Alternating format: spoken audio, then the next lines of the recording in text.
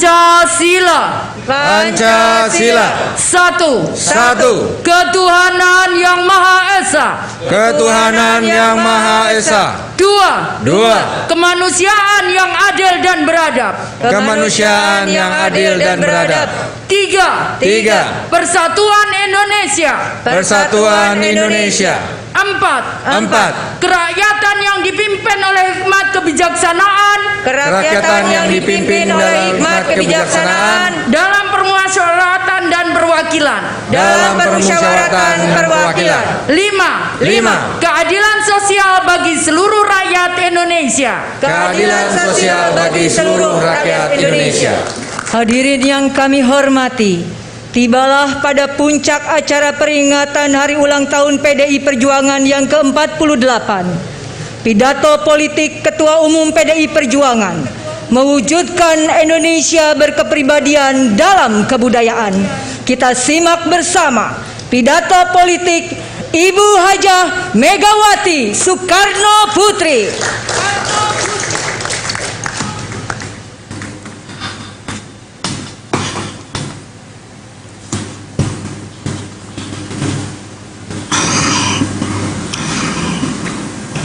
Presiden Republik Indonesia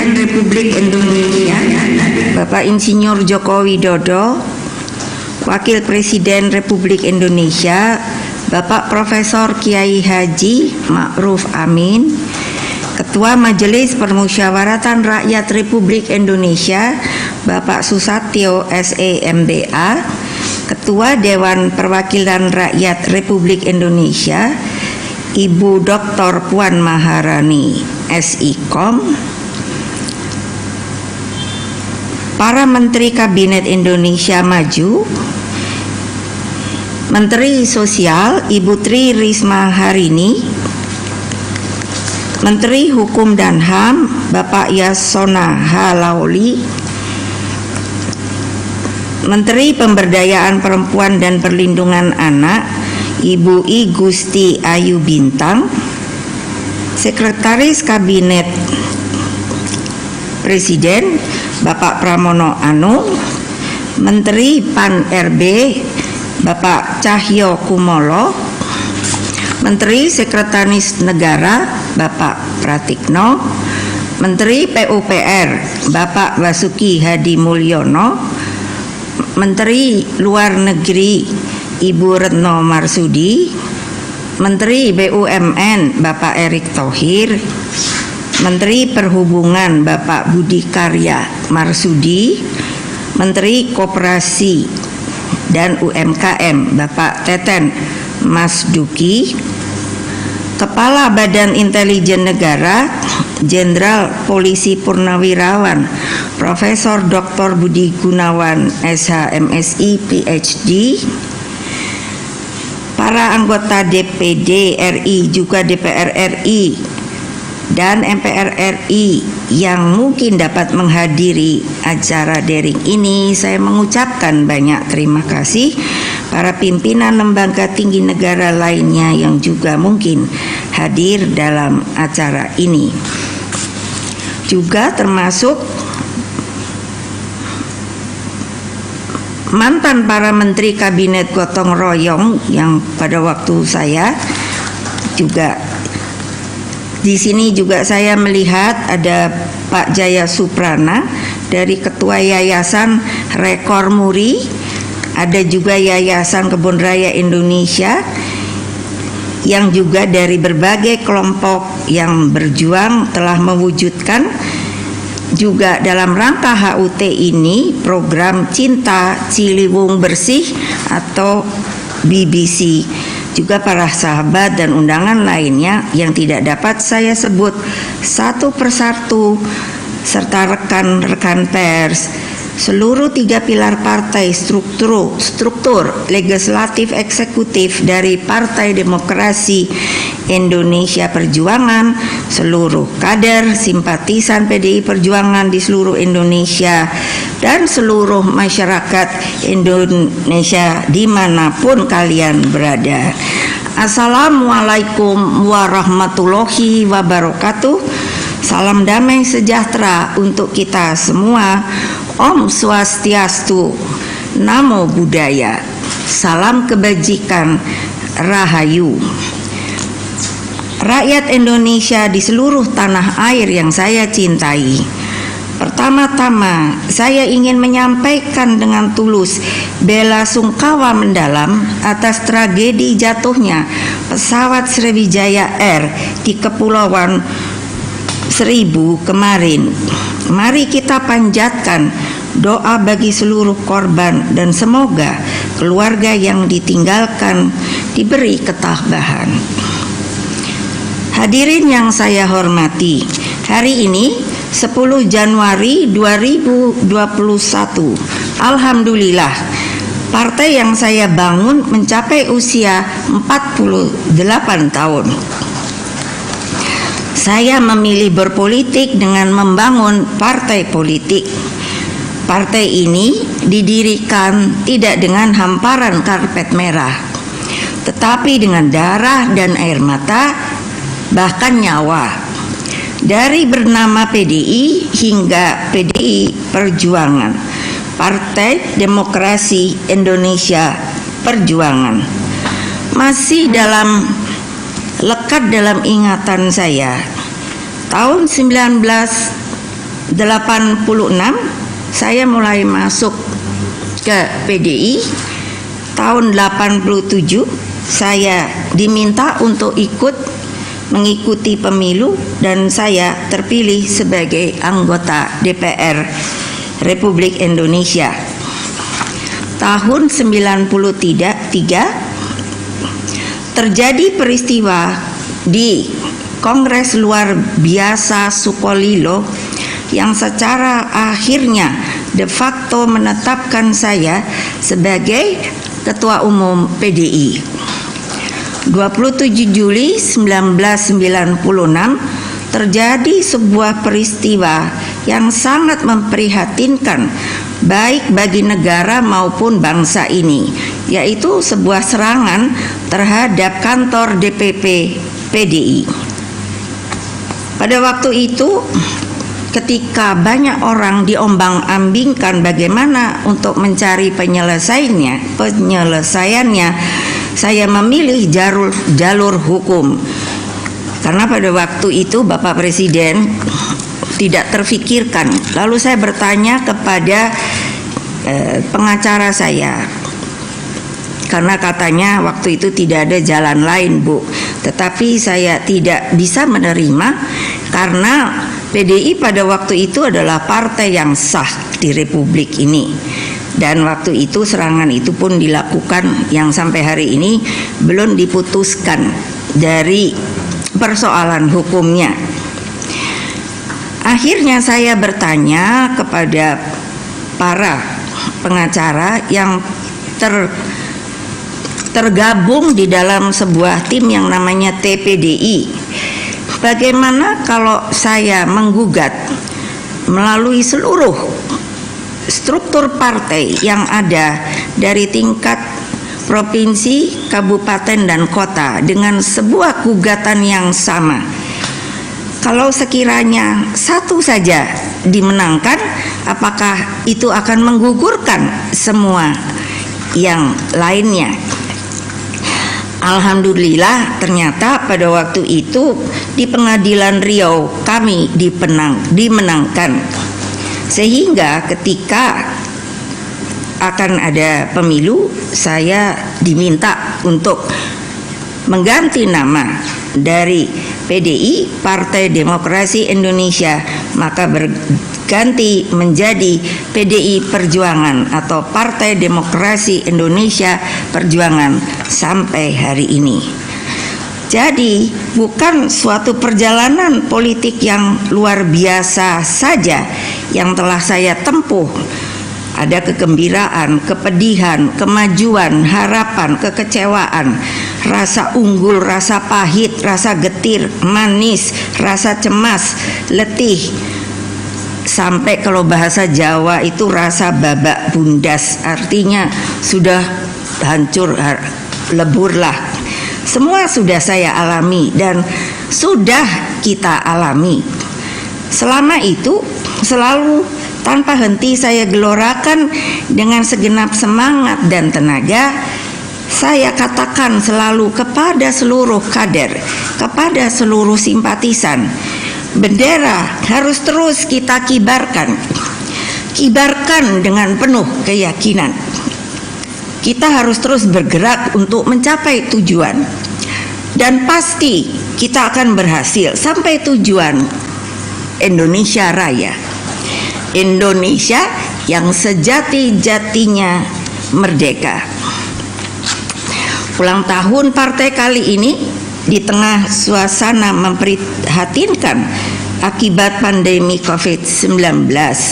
Maka sebelum saya sampaikan pidato politik saya ini, izinkan saya menyampaikan juga penghormatan dan bela sungkawa yang mendalam bagi para tenaga kesehatan yang telah mencurahkan tenaga, pikiran, dan juga fisiknya wafat dalam tugas pengabdian.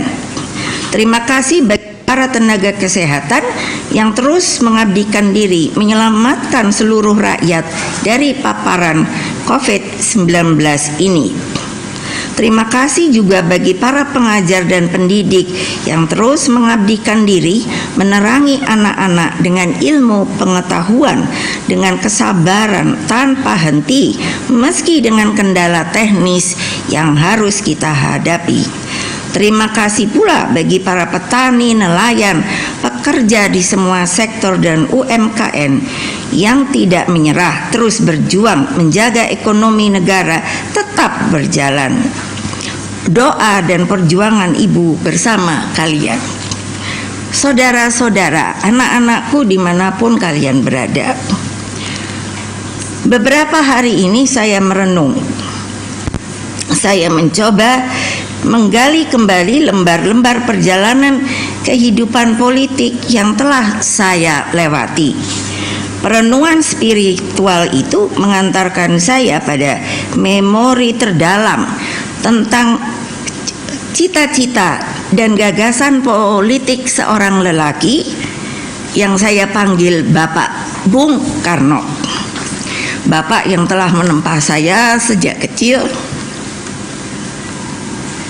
untuk hidup di jalan pengabdian kepada tanah air dan bangsa. Bapak mengatakan, saya memohon kepada Allah Subhanahu wa Ta'ala, tetapkanlah kecintaanku kepada tanah air dan bangsa selalu menyala-nyala di dalam saya punya dada sampai terbawa masuk ke dalam kubur saat Allah memanggilku pulang. Kalimat ini telah saya sampaikan juga 1 tahun yang lalu. Sebulan kemudian kita diguncang oleh virus Corona 19. Bukan hanya Indonesia, tapi juga dunia. Dunia dipaksa untuk masuk pada sebuah peradaban baru yang justru seharusnya membuka mata batin, pikiran dan jiwa kita. Inilah saatnya kita untuk benar-benar dan konsisten dan sungguh-sungguh menerima dan menjalankan Pancasila. Pancasila jangan menjadi jargon belaka. Bangsa ini sangat butuh Pancasila diimplementasikan. Di saat krisis seperti ini, keimanan kita kepada Allah Subhanahu wa Ta'ala diuji untuk tetap berjuang dengan ikhtiar dan tawakal bagi kemanusiaan dalam sebuah semangat persatuan. Hidupkan semangat kekeluargaan dan gotong royong yang dipimpin oleh suatu kebijaksanaan yang mengupayakan negara tetap dapat memelihara hidup dan penghidupan yang sejahtera, tertib dan damai, suatu keadilan sosial bagi seluruh rakyat Indonesia. Saudara-saudaraku, para kader dan rakyat yang saya cintai, Pandemi Corona 19 seakan memperlihatkan pula kebenaran hukum evolusi yang menetapkan bahwa pergantian alam atau keadaan, perubahan zaman atau masyarakat selalu diikuti pergantian cara hidup dan penghidupan. Selalu terdapat pula sisi positif dan kemajuan dari setiap kesukaran. Untuk menjaga agar hukum evolusi jangan menjadi penghalang kemajuan, maka diperlukan hukum-hukum positif yang menjamin keberlangsungan kemajuan ekonomi, kesusilaan, kebudayaan, dan pemerintahan yang berjalan dengan kebajikan. Dasar dari segala upaya itu adalah keselamatan, kebahagiaan hidup rakyat, serta tetap hidupnya kepribadian bangsa. Pertimbangan tersebut yang melandasi tema HUT PDI Perjuangan ke-48 tahun, mewujudkan Indonesia berkepribadian dalam kebudayaan. Bapak-bapak, ibu-ibu, saudara-saudara sekalian yang saya hormati, kebijaksanaan berisikan dua unsur, yaitu kebenaran dan keadilan. Kita tak perlu mencari-cari lagi model kebijaksanaan lain, karena sebenarnya sejak bangsa ini berada di jalan revolusi mencapai kemerdekaan, ada satu bintang penuntun, yaitu sekali lagi saya sebut Pancasila. Dengan dasar-dasar ketuhanan, kemanusiaan, kebangsaan, kerakyatan, dan keadilan sosial, maka bangsa ini tidak, sekali lagi saya katakan tidak, sekali lagi saya katakan tidak, membutuhkan pedoman lainnya. Pancasila adalah jalan kebudayaan dan sekaligus kepribadian bangsa Indonesia. Kondisi sulit bukan menjadi alasan bagi kita untuk kehilangan kepribadian bangsa yang dikenal dengan semboyan sepi ing pamrih rame ing gawe. Jadi kalau yang tidak mengerti bahasa Jawa artinya tidak pernah ramai mengatakan dengan pamrih apa yang dia telah buat, apa yang telah dia lakukan, apa keberhasilannya. Lalu dibilang tapi terus kerja, rame ing gawe, kerja. Segala cita-cita, keluhuran dan kesucian batin jangan kemudian terhalangi oleh gerak individualistis dan materialistis, karena kesemuanya itu yang akan mengikis sistem demokrasi Pancasila kita. Saat ini adalah momentum yang tepat bagi kita semua untuk ada dalam satu semangat, satu barisan, satu gerakan, yaitu semangat gotong royong Pancasila. Dan alhamdulillah Bapak Presiden menurut saya dengan keadaan COVID-19 ini, alhamdulillah sekali, karena gotong royong rakyat kita masih dapat hidup meskipun tentunya terjadi sebuah penurunan dari sisi ekonomi, sosial dan lain sebagainya. Tetapi coba bayangkan seperti apa kalau kita melihat baru beberapa hari yang lalu negara besar yang bernama Amerika Serikat sudah mengalami COVID, lalu merusak demokrasinya dengan cara yang seperti begitu. Saya merenung dan mengatakan, aduh, alhamdulillah saya adalah warga bangsa Indonesia. Tunjukkan dan hidupkan toleransi dan solidaritas di jiwa segenap bangsa. Saudara-saudara sekalian yang ada dimanapun kalian berada, pemilihan kepala daerah atau pilkada serentak 2020 telah usai. Terima kasih kepada seluruh rakyat, pihak penyelenggara, KPU, Bawaslu, TNI, Polri yang telah menjaga penyelenggaraan pilkada dan relatif berlangsung tertib, damai, dan aman. Meskipun dengan teknis penyelenggaraan yang tidak mudah di masa pandemi ini, hingga 3 tahun ke depan direncanakan tidak ada lagi pilkada dan momen elektoral akan dilakukan di 2024 serentak dengan pemilu presiden dan legislatif. Hingga saat ini teknis dan mekanisme penyelenggaraan tersebut masih terus digodok oleh DPR RI dan pemerintah. Dalam hal itu saya memikirkan satu hal yang menurut saya perlu pemikiran yang sangat krusial, yang saya harap menjadi pertimbangan bagi para penentu kebijakan, baik eksekutif maupun legislatif. Coba mari kita renungkan bersama saat pemilihan umum serentak dilakukan dengan pemilihan kepala daerah. Saat itu juga setiap calon akan menyampaikan visi misinya masing-masing.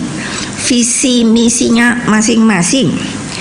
Jadi bayangkan saja, bayangkan ada berapa visi misi yang akan digelar, disuarakan di tahun 2024 itu.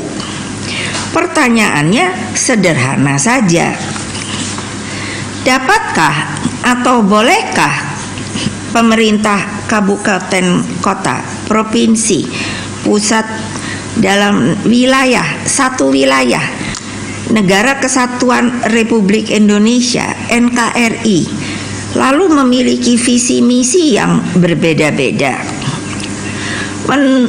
Semoga menjadi perenungan bersama bahwa sesungguhnya visi dan misi NKRI ya hanya ada satu, yaitu yang terpatri dalam pembukaan Undang-Undang Dasar Negara Republik Indonesia 1945.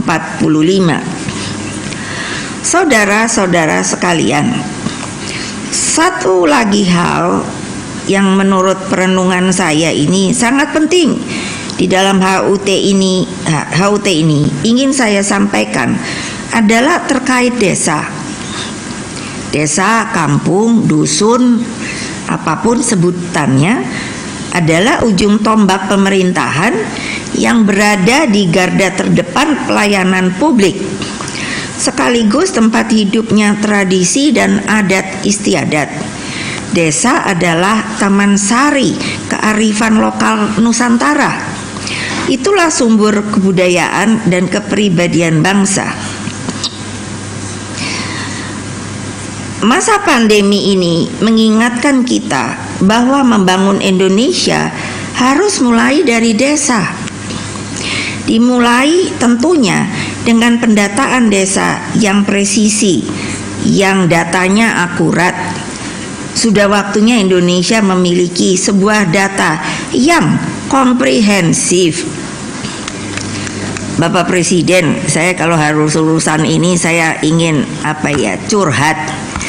Yang namanya dari zaman dulu kok sampai sekarang sudah 75 tahun merdeka, yang namanya dokumentasi kita, yang namanya yaitu data dan lain sebagainya kok masih saja, boleh saya ngomong panjang, masih saja akurasinya tidak berjalan dengan benar. Lalu kalau mau mencari begitu rasanya mbok ya data kita itu sampai saya suka seperti agak bermimpi kita bisa seperti YouTube gitu, dibuka langsung gelar, dibuka langsung gelar. Saya waktu jadi wapres sama presiden ada peristiwa yang sampai hari ini itu bagian dari urusan pendataan. Padahal saya iseng, saya suruh telepon ajudan, telepon menteri kalau sekarang PUPera, tolong tanya mata air Kali Ciliwung tuh di mana ya? sudah ya, kan karena saya hanya sekilas begitu. Sudah lupa. Lalu saya tiba-tiba ajudan mengatakan ada telepon penting dari Menteri PUPera begitu. Loh, saya kok rasanya tidak meminta untuk telepon atau ada hal yang beliau ingin telepon. Kelihatannya sangat penting, Bu. Sudah, saya terima. Jadi waktu itu menterinya Menteri PUPera-nya bilang, Ibu katanya menanyakan soal ini air. Lalu saya kenteng ya, apa ya, air. Soal apa? Iya, karena Ibu ingin bagaimana sampai seberapa jauh seluruh pengairan kita. Ngomong begitu beliau. Lalu saya sambil ditelepon lalu senyum sendiri. Ya Allah, ini kan pasti pertanyaan yang saya bilang, di manakah mata air Ciliwung? Bayangkan itu data dari sebuah kementerian yang waktu itu, mudah-mudahan ini ada menteri PUPR-nya Pak Basuki, itu maunya tuh cepat gitu loh, maksud nggak bisa cepet ya. Nah itu yang saya curhatnya loh Bapak. Aduh, lah terus Indonesia sebesar gini. Ada cerita juga, ini kejadian dan masuk di dalam pembahasan Kongres. Jadi waktu saya diundang juga, saya dan Bapak almarhum Bapak Taufik ke Kuba. Saya tanya pada ketua MPR-nya di sana, ketika ada sebuah peristiwa kan yang waktu itu sangat terkenal, namanya penyerangan Teluk Babi di Kuba. Jadi saya tanya, mengapa itu dapat Amerika, maksud saya yang nyerang ke Kuba, kenapa itu dapat digagalkan? Jadi pendek ceritanya, ketua MPR-nya itu bilang, karena ternyata, nah itu lagi Bapak, desa itu ternyata di sana itu sangat mereka ketahui. Jadi ketika pasukannya sudah akan mendarat dengan kapal amfibi, ada nelayan, itu ternyata mereka itu karena begitu cintanya kepada bangsa dan negara, itu mereka sudah merasa curiga. Lapor ke kepala desanya, lalu kepala desa itu rupanya pada waktu itu, saya tidak tahu sekarang cara pertahanan, ini pertahanan keamanan di Kuba, itu boleh langsung loh telepon katakan ke Pak Jokowi, dan itu ada daftarnya.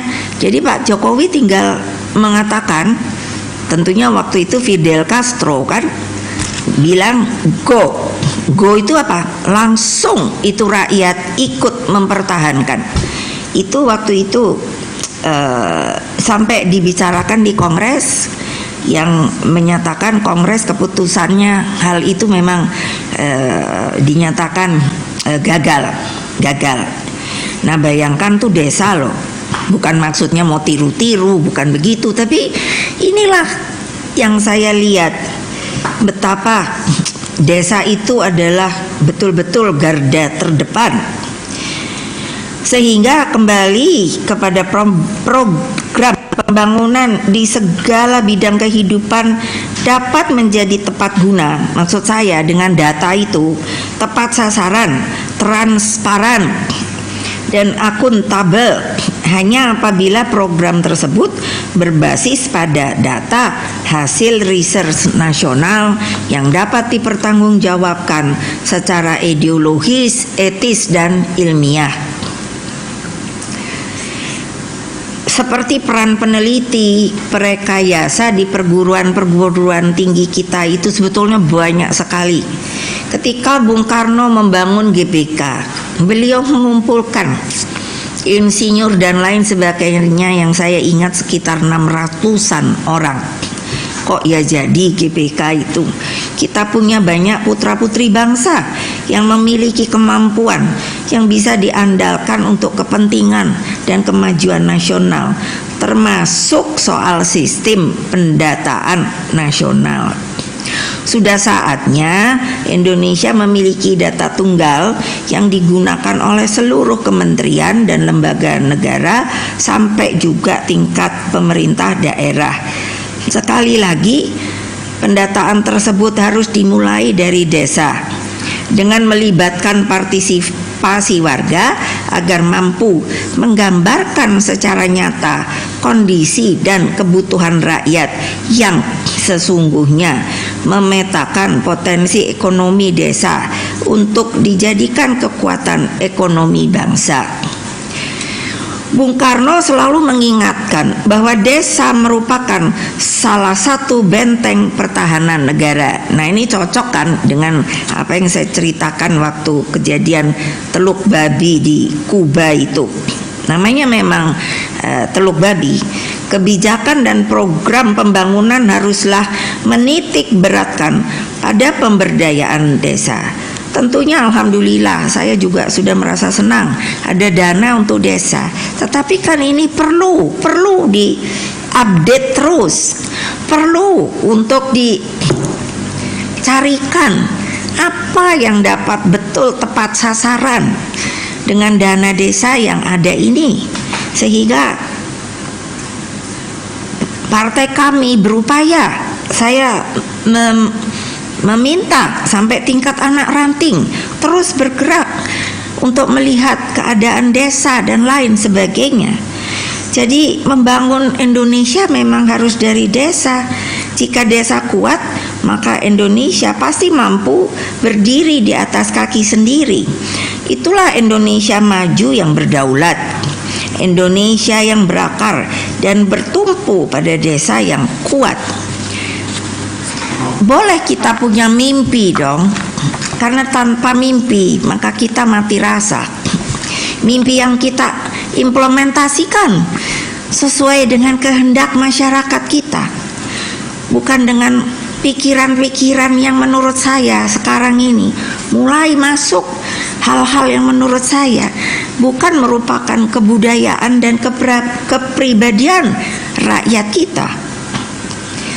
Rakyat Indonesia kan cinta damai, tapi ada sekarang orang yang mengatakan sepertinya, kok saya pikir, kok selalu berpikirnya itu seperti apa ya, maunya selalu ada pertikaian dan lain sebagainya.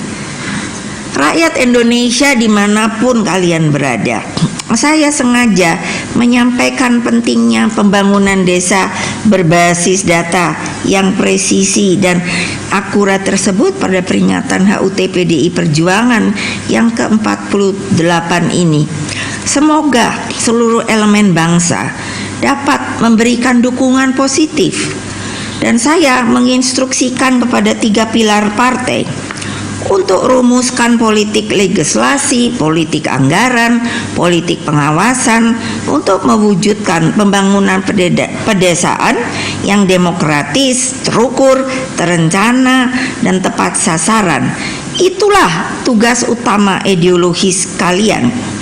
Kemenangan elektoral tidak ada artinya jika partai ini tidak memperjuangkan perbaikan kehidupan rakyat melalui keputusan-keputusan politik yang jelas.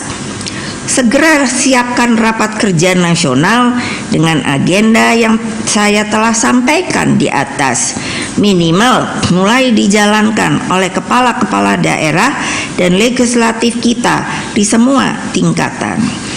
Sebagai ketua umum partai yang membidani terus memperjuangkan keberlangsungan partai, saya ingatkan kepada seluruh kader partai untuk jangan pernah sekali-kali memunggungi rakyat, membelakangi rakyat. Jalankan instruksi ini, jangan seenaknya jalan sendiri-sendiri atau semaunya sendiri. Hei, anak ranting, PAC, DPC, DPD, DPP.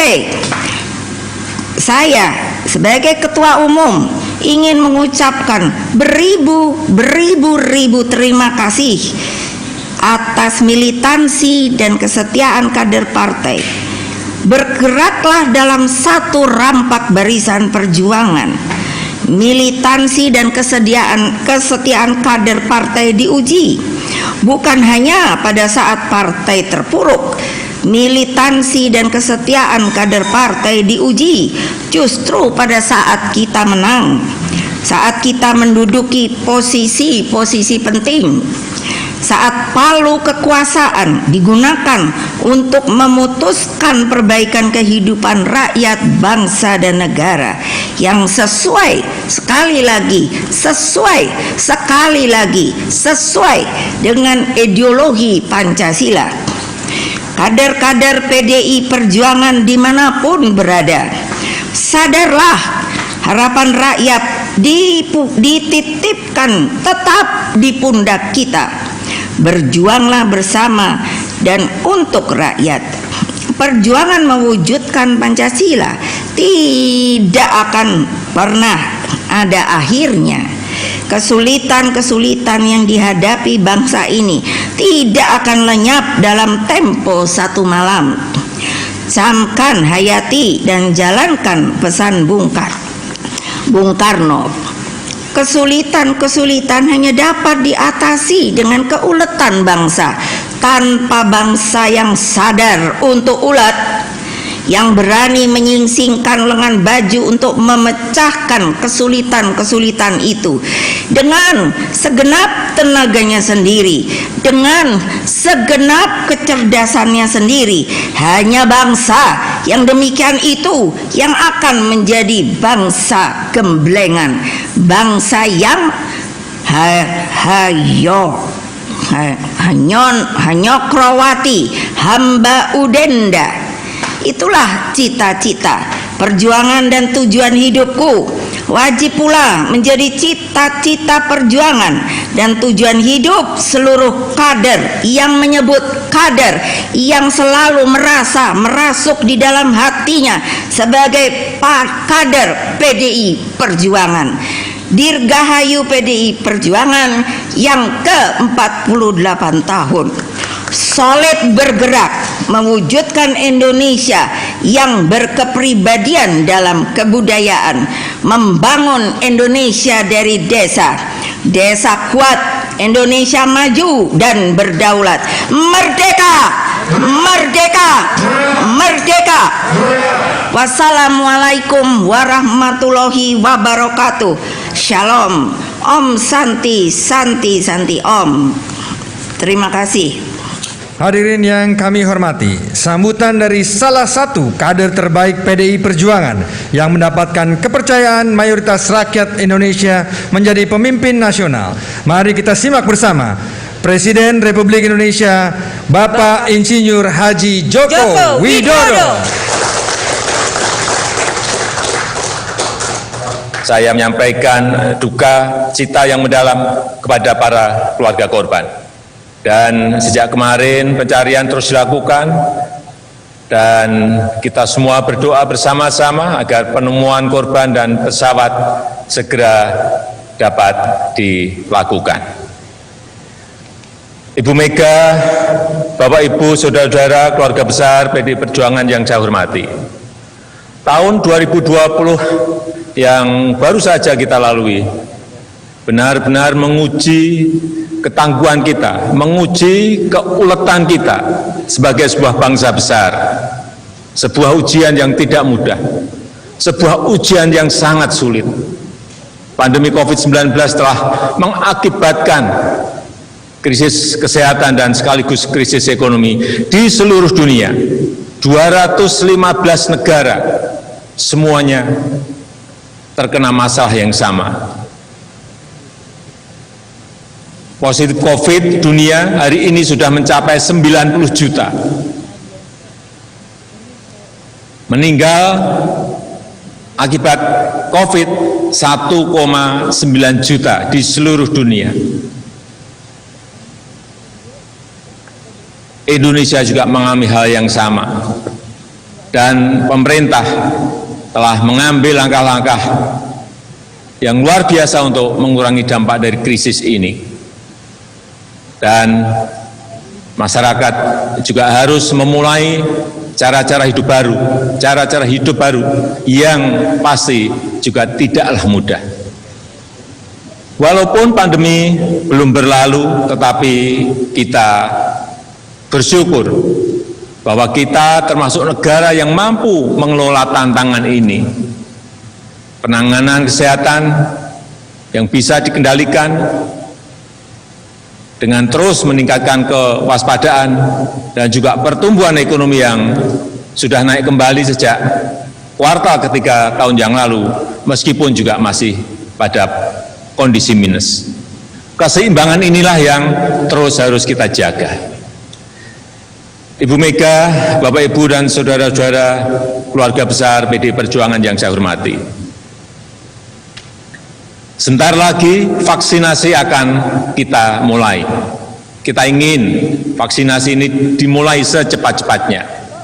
Setelah BPOM menerbitkan izin penggunaan darurat, Emergency Use of Authorization, sesuai dengan kaidah-kaidah akademis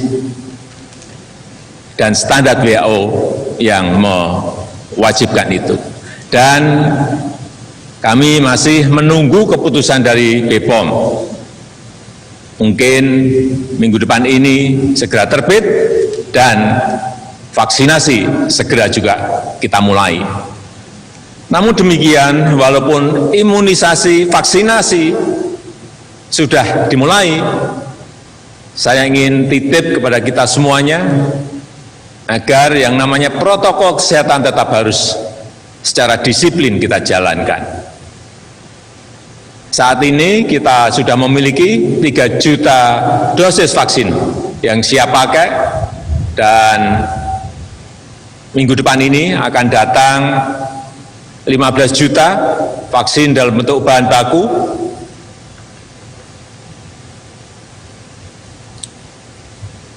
Vaksin tersebut kurang lebih sudah terdistribusi ke daerah-daerah, dan rencananya vaksin ini akan kita gunakan untuk 1,6 juta tenaga kesehatan, tenaga medis yang tersebar di 34 provinsi sebagai prioritas vaksinasi awal.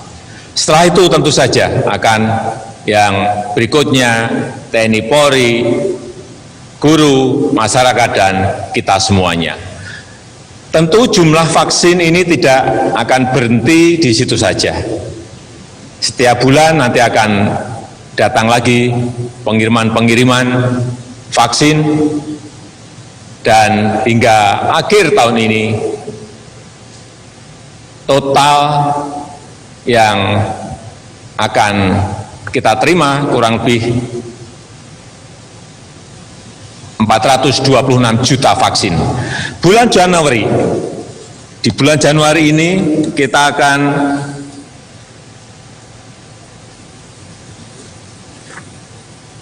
lakukan vaksinasi sebanyak 5.817.000 vaksin. Kemudian menginjak kepada bulan Februari 10 juta vaksin, kemudian bulan Maret 13,3 juta vaksin, dan kemudian di bulan April 20,4 juta vaksin yang akan kita kerjakan, dan bulan-bulan seterusnya. Hingga nantinya kurang lebih di akhir tahun ini atau awal tahun depan, insya Allah sudah tiba semuanya. Tadi sudah saya sampaikan sebanyak 426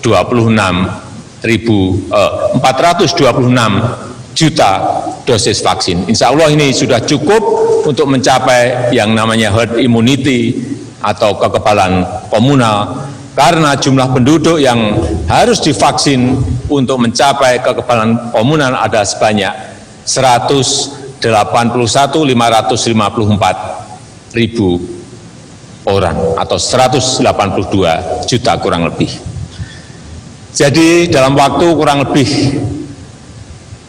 15 bulan Tapi tetap saya tawar pada Menteri Kesehatan agar bisa menjadi kurang dari 1 tahun, insya Allah ini akan bisa kita selesaikan. Sekali lagi ingin saya tegaskan bahwa vaksinasi COVID-19 yang akan digunakan di Indonesia adalah vaksin yang telah diuji melalui penelitian di berbagai negara. Terbukti aman dan tentunya telah mendapatkan rekomendasi nantinya dari BPOM dan juga telah dinyatakan halal oleh MUI kita. Selain itu, di tahun 2021 ini program perlindungan sosial tetap akan terus dilanjutkan. Program kartu sembako, program keluarga harapan, bantuan sosial tunai, program kartu prakerja, dan bantuan langsung tunai dari dana desa terus akan kita lanjutkan.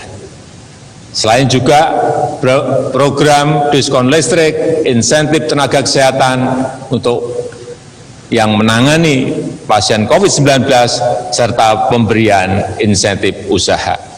Semua ini kita lakukan agar kita bisa melindungi rakyat, melindungi masyarakat bawah dari dampak krisis kesehatan dan krisis ekonomi yang diakibatkan oleh pandemi COVID ini. Ibu Mega, Bapak Ibu dan saudara-saudara keluarga besar PDI Perjuangan yang saya hormati, saat ini kita juga terus berinovasi, berkolaborasi dalam mengembangkan industri masa depan yang ramah lingkungan. Bukan hanya perluasan penggunaan biodiesel 30 dan biodiesel 100, B30 dan B100.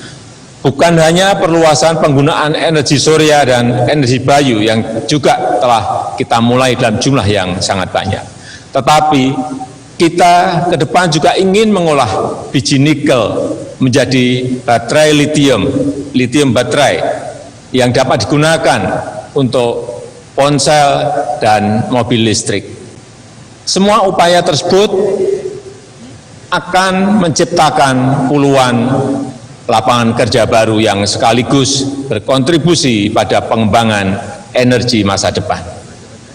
Dan khusus untuk nikel, perlu saya menyampaikan bahwa Indonesia memiliki cadangan nikel terbesar di dunia.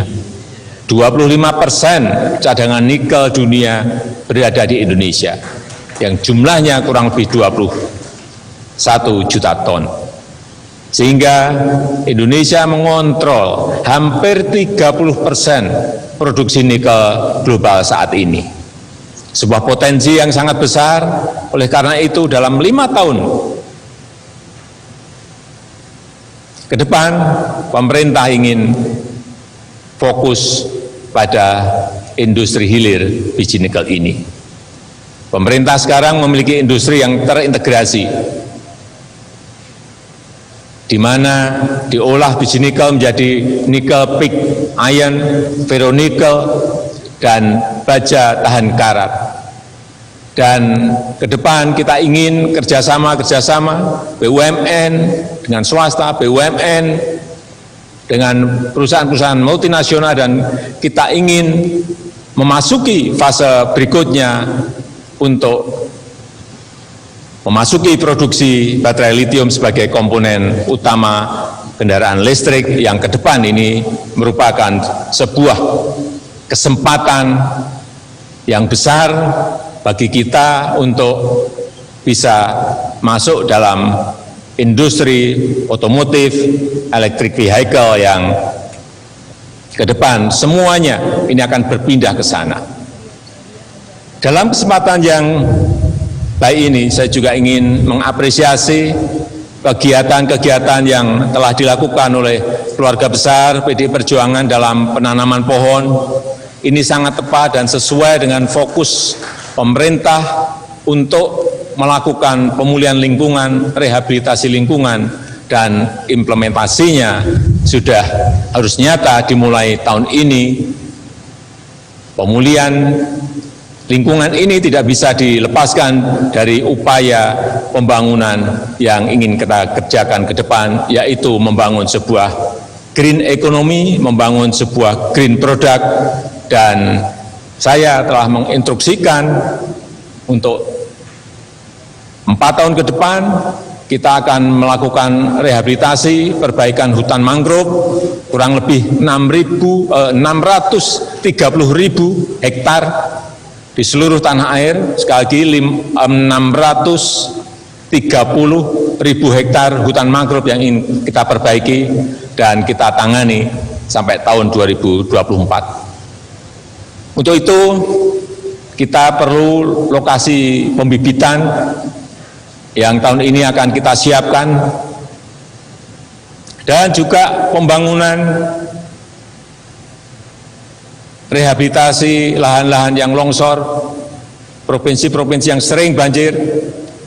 Oleh sebab itu tahun ini juga kita akan membangun sebuah nursery persemaian di 5 lokasi, di 5 provinsi, yang setiap lokasinya akan berproduksi kurang lebih 20 juta benih pohon yang akan kita pakai untuk merehabilitasi lahan-lahan yang sering longsor, provinsi-provinsi yang sering banjir. Artinya dalam 1 tahun kita bisa memproduksi lebih dari 100 juta bibit pohon. Ibu Mega, Bapak Ibu dan saudara-saudara sekalian, keluarga besar PDI Perjuangan yang saya hormati. Saatnya momentum krisis ini kita bajak untuk melakukan lompatan-lompatan. Saatnya kita mencanangkan target bahwa 25 tahun lagi pada usia seabad Republik Indonesia kita mencapai kemajuan yang besar, menjadikan Indonesia negara yang maju, adil dan makmur. Semua itu bisa kita capai jika kita mempunyai fondasi kebangsaan yang kokoh. Sebab itu kita harus bergotong royong memperkuat persatuan Indonesia, kita harus bergotong royong membumikan Pancasila, kita harus bergotong royong menuju Indonesia yang adil dan makmur bagi seluruh rakyatnya. Sebagai bangsa besar yang telah teruji oleh sejarah, sebagai bangsa besar yang berkepribadian kuat, saya meyakini Indonesia akan mampu mengejar ketertinggalan kita. Indonesia akan mampu berdikari di atas fondasi kebangsaan dan ideologi Pancasila yang kita cita-citakan. Atas nama pemerintah, saya menyampaikan terima kasih yang sebesar-besarnya kepada Ibu Ketua Umum PDI Perjuangan serta seluruh jajaran pimpinan dan kader PDI Perjuangan di seluruh tanah air atas dukungan selama ini dan juga ke depan untuk terus menjaga Indonesia dan memperjuangkan kemajuan Indonesia. Dirgahayu PDI Perjuangan yang ke-48. Jayalah PDI Perjuangan, dan mari kita terus bersinergi membangun negara, membangun negeri yang kita cintai ini. Merdeka! Merdeka! Merdeka! Merdeka! Merdeka! Merdeka! Terima kasih. Wassalamualaikum warahmatullahi wabarakatuh. Om Santi Santi Santi Om. Namo Buddhaya.